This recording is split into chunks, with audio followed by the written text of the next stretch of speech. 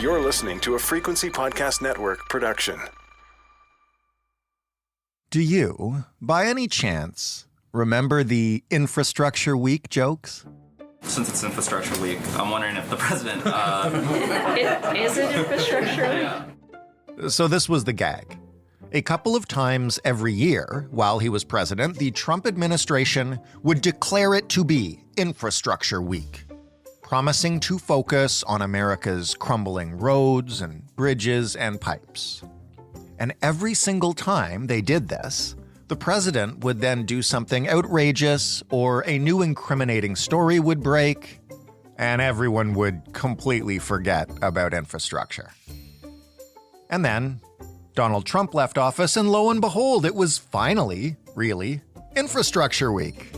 After years and years of Infrastructure Week, we're on the cusp of an infrastructure decade that I truly believe will transform America. Okay, so that's all hilarious to look back on now. But would it shock you to learn that we have our own Canadian equivalent of Infrastructure Week?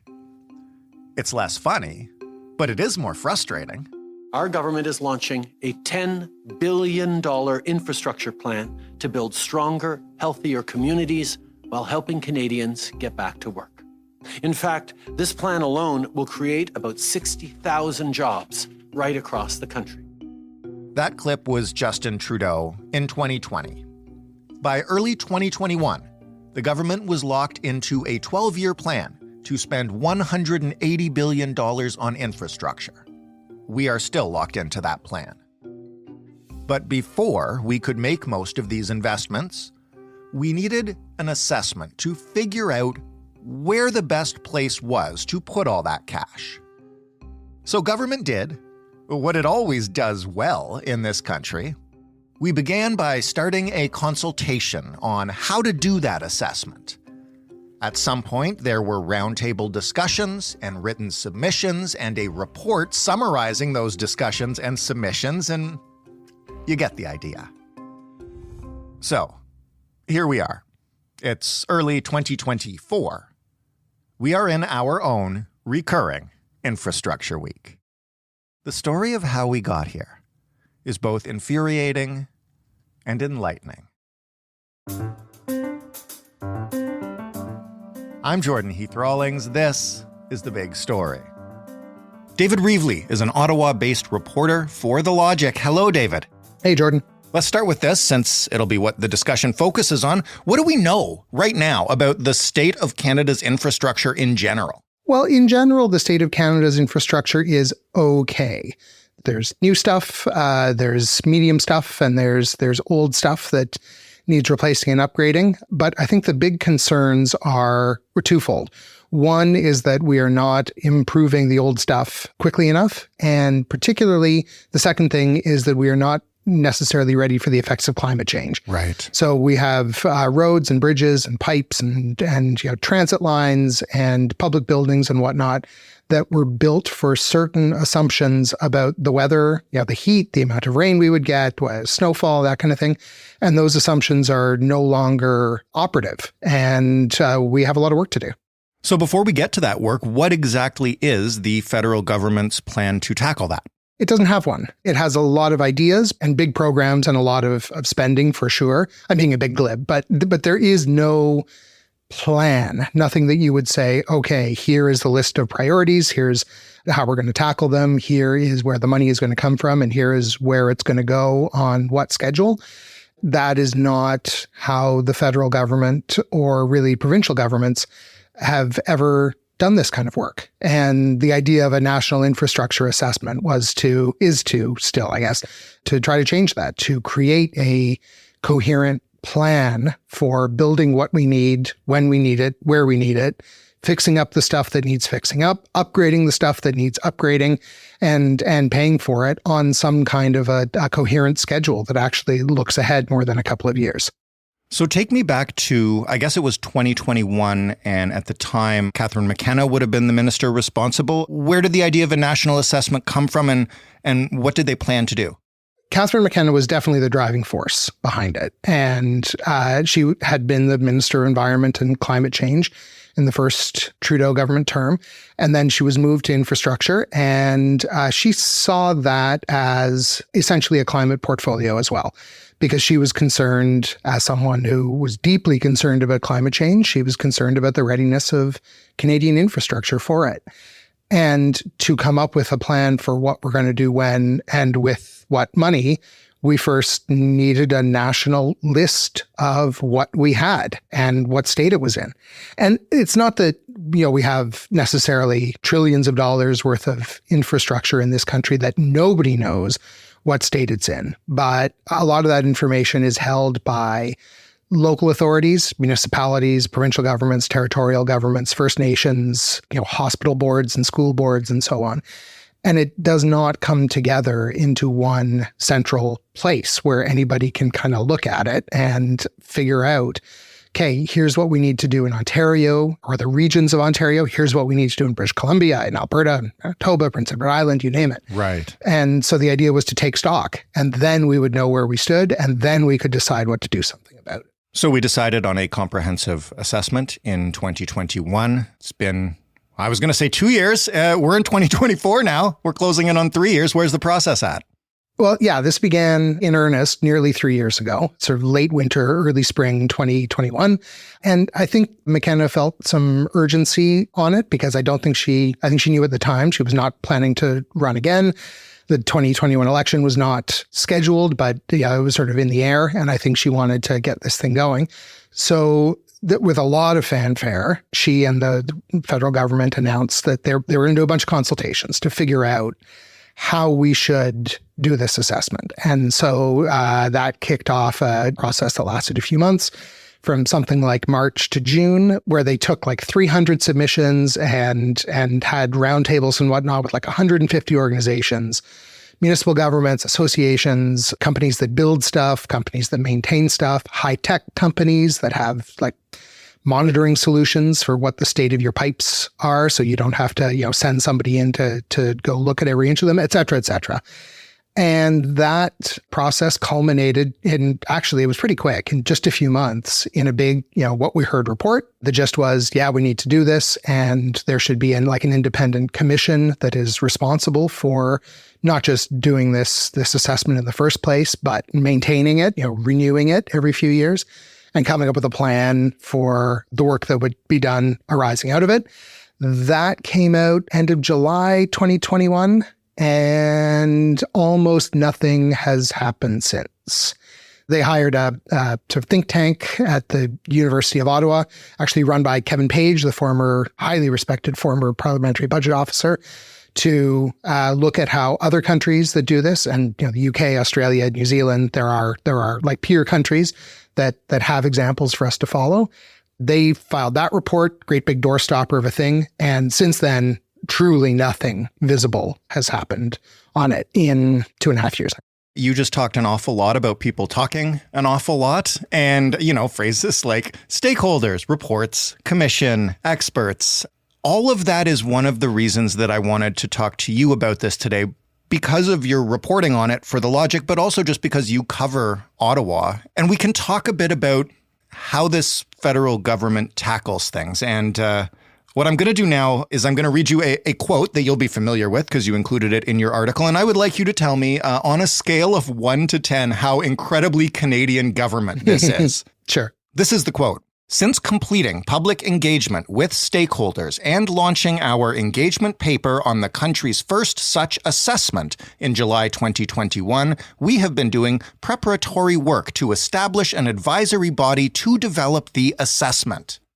That's like a 7.5 to 8 out of 10 on a Canadian government scale, I would say.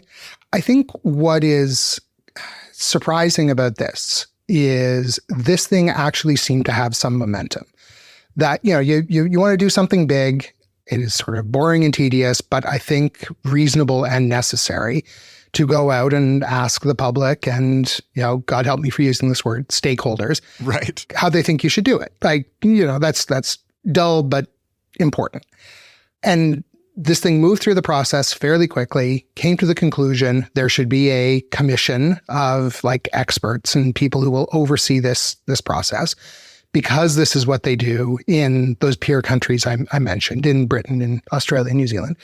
And you name those people and you get them going. And that second part did not happen. We are still waiting for a commission to be named that will then be in charge of doing the actual work. Do you know why it's taken so long for us to name this commission? Have we gotten any answers from the government when you tried to report this out of like, okay, that was 2.5 years ago. Where's the commission? I mean, the answer is in the quote that you gave, or the answer I got is in the quote that you gave, which is... The answer is not in that quote. The response, the reply. It was they've been checking in on these other countries and their examples and trying to learn from them. I don't have reporting that bears this out. My strong suspicion is that once McKenna left the government, the momentum was lost. Keeping this going was in the mandate letter for Dominic LeBlanc, who was named Minister of Infrastructure after the 21 election. And that's still the mandate letter that Sean Fraser, who's the new minister, is operating under. But I think, Catherine McKenna thought this was really important. I don't know that Dominic LeBlanc thought that it was really important. Sean Fraser may think so, but he is busy fixing housing. And that is certainly that is a huge problem, and one that I think is of more immediate political importance to the government than fixing the roads and bridges, which matters a lot, and particularly will once they start falling down and being washed away. That's when we'll take care of it. That's when we'll take care of it, which is kind of like the problem that this whole thing, this infrastructure assessment was supposed to avert, which is that we only fix things once they break. And that's not just like a bad way of living your life. It's also expensive. Ideally, you first build them better in the first place, build them to suit the conditions. But when conditions change, you try to get ahead of the disaster before your rail lines are washed out and the Port of Vancouver is cut off, or before, this happened a few years ago, the Trans-Canada Highway is cut in Northern Ontario, or whatever it might be, before you patch the roof before it leaks. And we are not moving on patching the roof before it leaks at this point.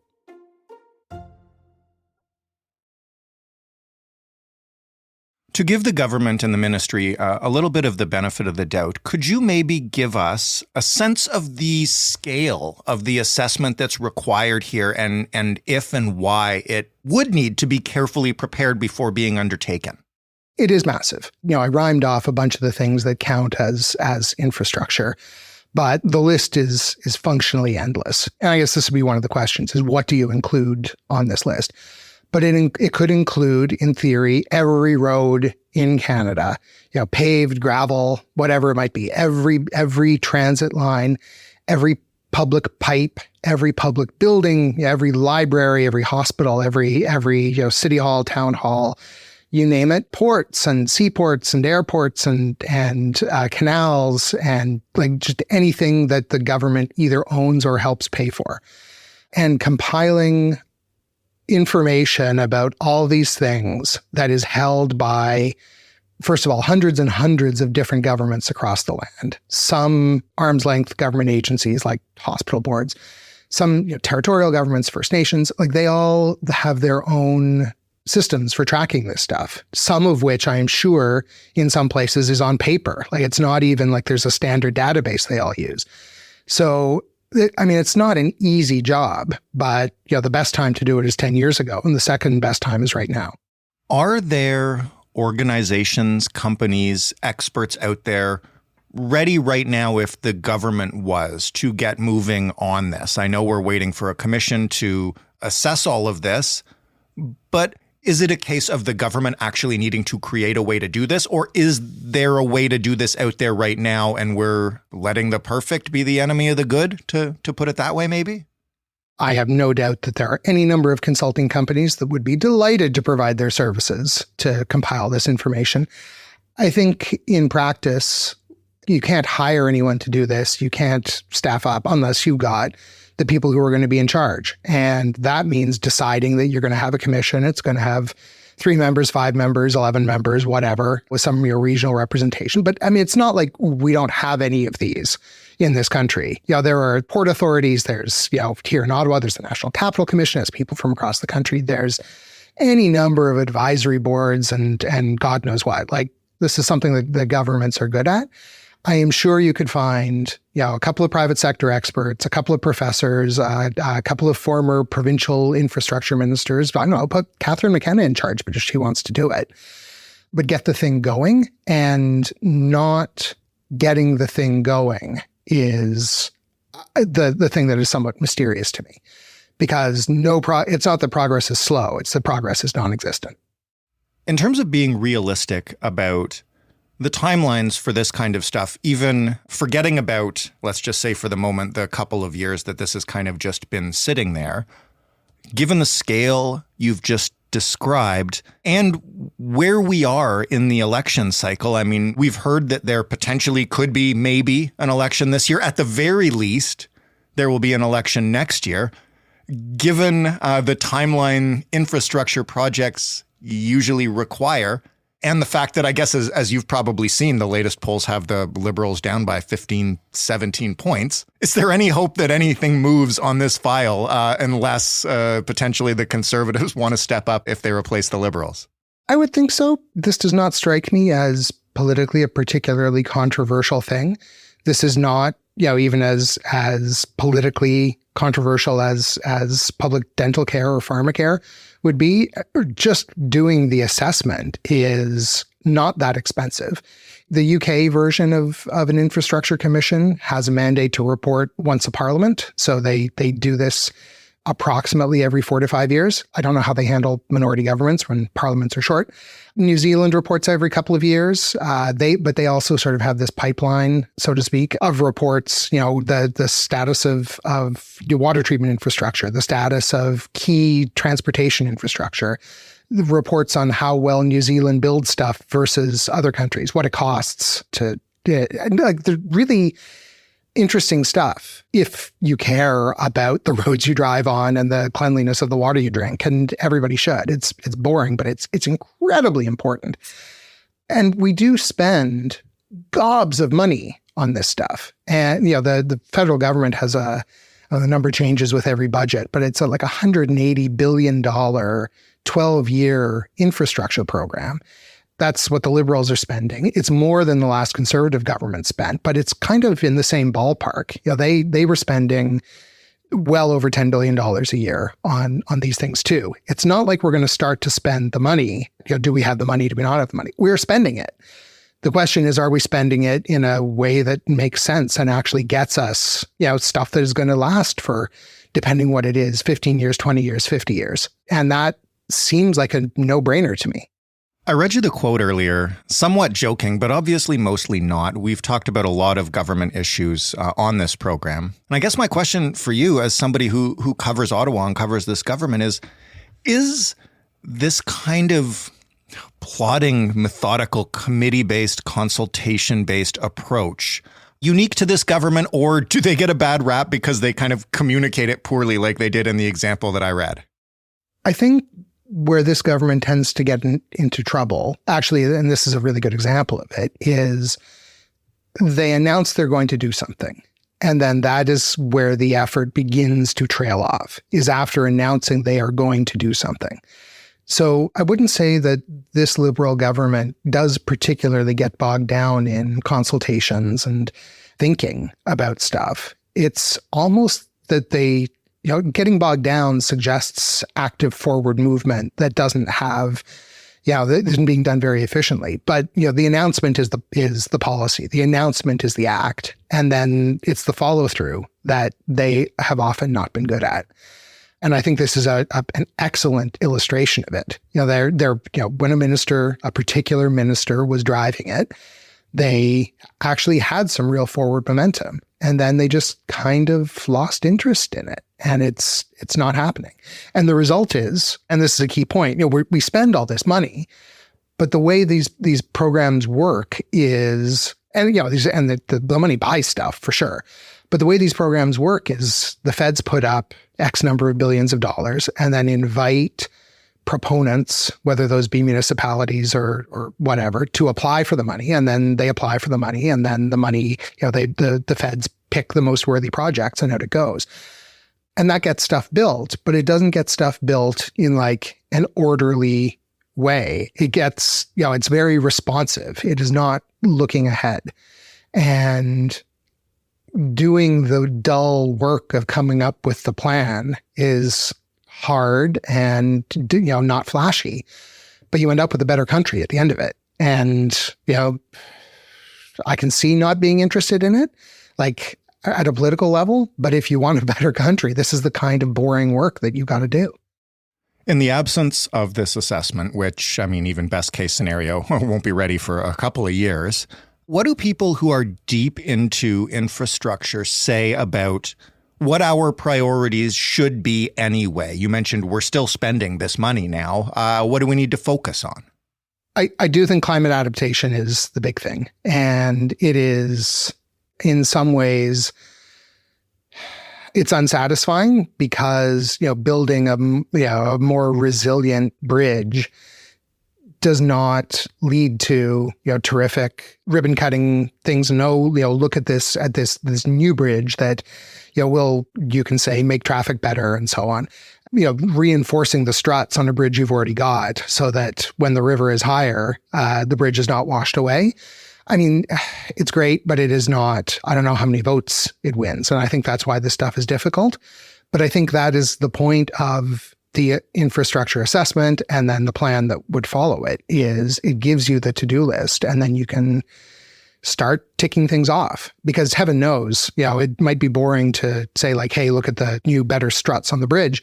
But when it doesn't collapse, you'll be grateful. Yeah, watching the thing float away on the river in the middle of the flood, that is definitely not a vote winner. You've mentioned a couple of times the UK and New Zealand as peer countries we can look to in terms of how to build an assessment and keep it going.